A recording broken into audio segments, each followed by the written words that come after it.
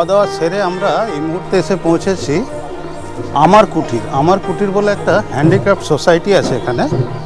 সেই সোসাইটির বিভিন্ন দোকান, বিভিন্ন হস্তশিল্পের কাজ এগুলো। আর এই পাশ দিয়ে যদি আমি সোজা চলে যাই তাহলে পরে কোপাই নদী।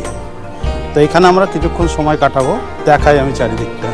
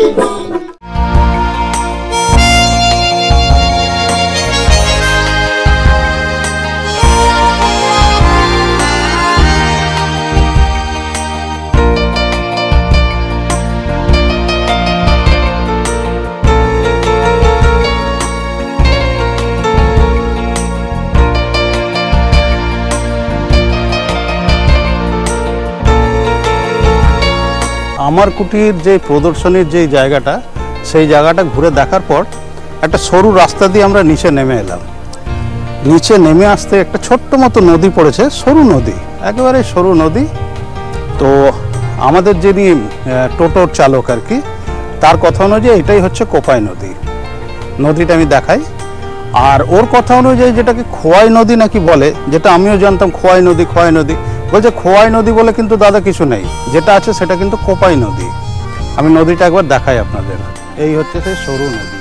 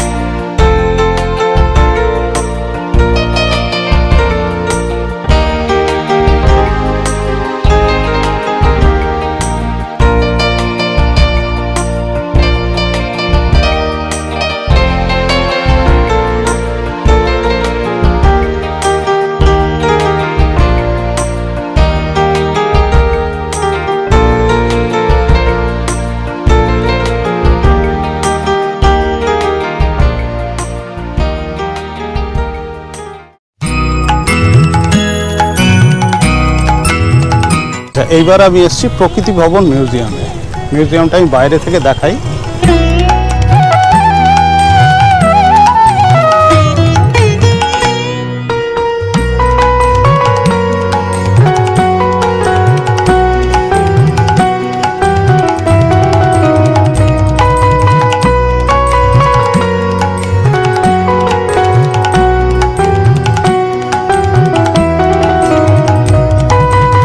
আজকে আমরা আবার সোনাঝুরি হাটের মধ্যে দিয়ে যাচ্ছি। আসলে যাব হচ্ছে শালবনী আদিবাসী গ্রাম। তো সেই গ্রামের যেতে গেলে এই সোনাঝুরি হাটের মধ্যে দিয়ে যেতে হয়। আমরা তো গতকাল এসেছিলাম, তো গতকালে যেরকম দেখেছি আজকে রবিবার, দুদিন কিন্তু এই হাট বসে। অন্যান্য দিনগুলো বসে কিন্তু এইরকম জমজমাট হয় না, মেনলি কিন্তু শনিবার রোববারে বসে। আমি দেখাচ্ছি টোটোতে যেতে যেতেই।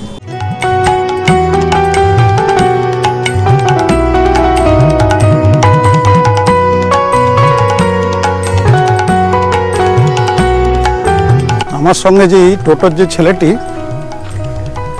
সে জানালো যে এইখানেই নাকি ইষ্টি কুটুম বলে কোনো এক সিরিয়ালে শুটিং হয়েছিল।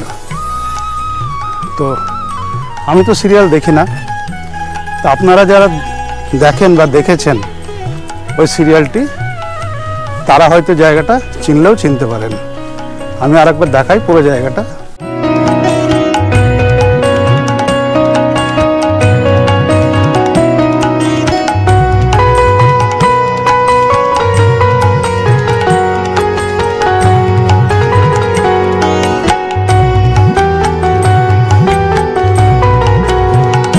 চারিদিকে সারি সারি শাল গাছ, শাল, আর এদিকে বোধহয় কিছু দেবদারু।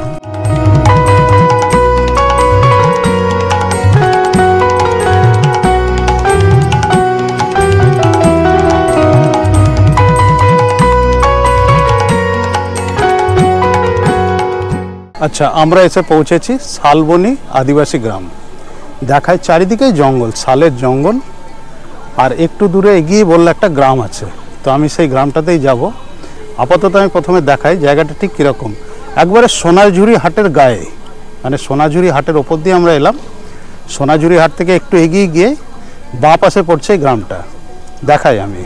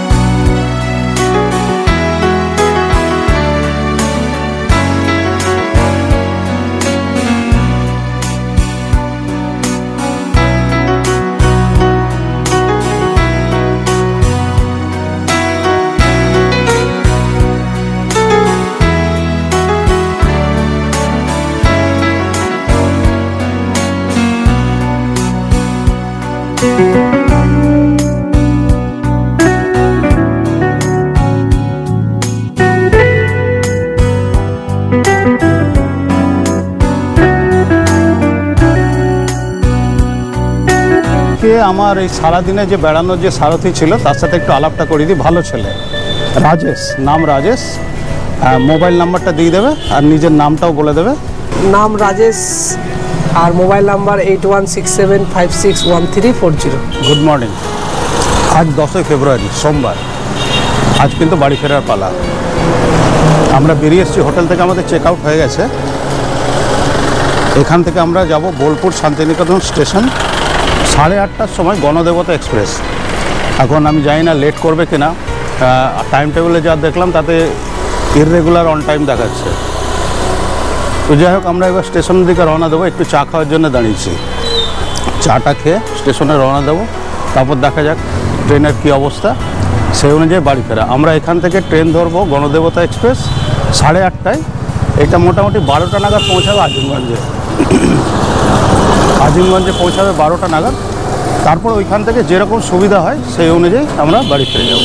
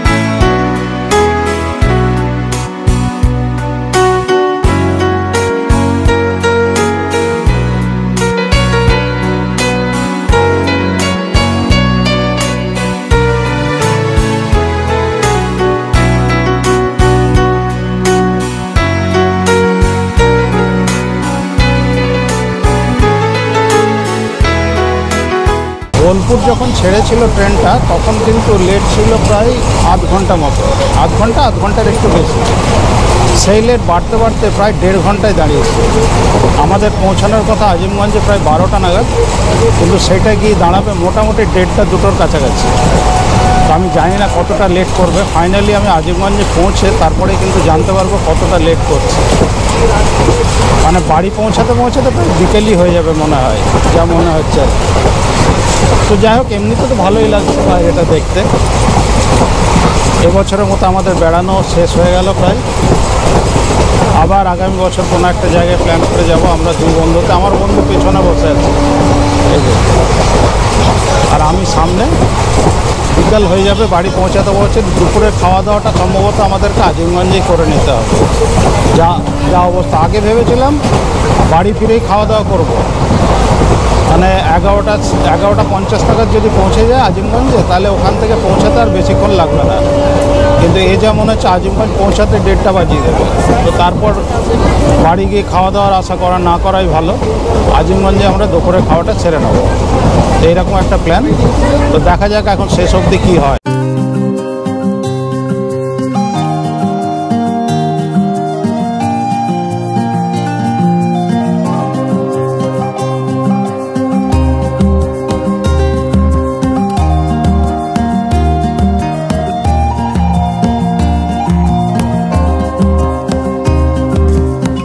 আমার সাথে একটা ছোট্ট সহযাত্রী আছে সামনে, আমি যদি সুযোগ পাই দেখাবো।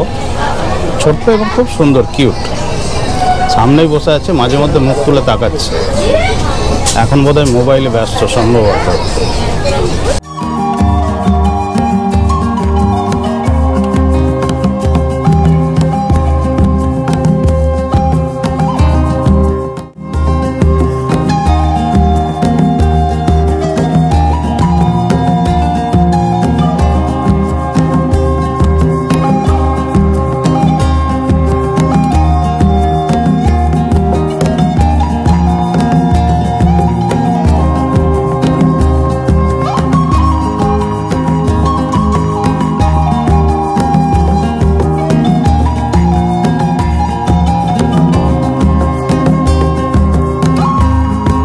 মোরগ্রাম কিন্তু ঢুকছে, মোরগ্রাম। মোরগ্রাম ঢুকছে, হ্যাঁ মোরগ্রাম।